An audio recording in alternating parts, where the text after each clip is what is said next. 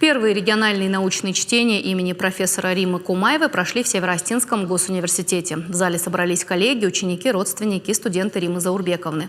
После вступительной части участники зачитали свои доклады. В основном они были посвящены лингвистическому анализу журналистского текста. Программа чтений включала также конкурс научных студенческих работ. Как отметили преподаватели СОГУ, лучшие из них войдут в научно-популярный альманах. Напомним, Римма Кумаева – выдающийся педагог, почетный работник высшего профильного образования России, лауреат Государственной премии имени Костахи Тагурова.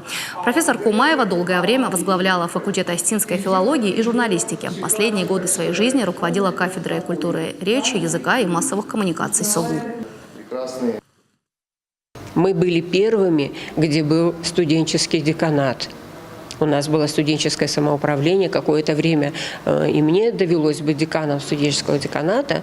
И вот этот опыт, который тогда был приобретен, он потом по жизни очень пригодился. И полномочия у нас были довольно широкие, и никогда не было общения, что вот я ваш педагог, я вот на пьедестале, а вы там где-то студенты. Ничего подобного. Это были партнерские отношения. Светлая память – это первые региональные чтения, но они будут ежегодными.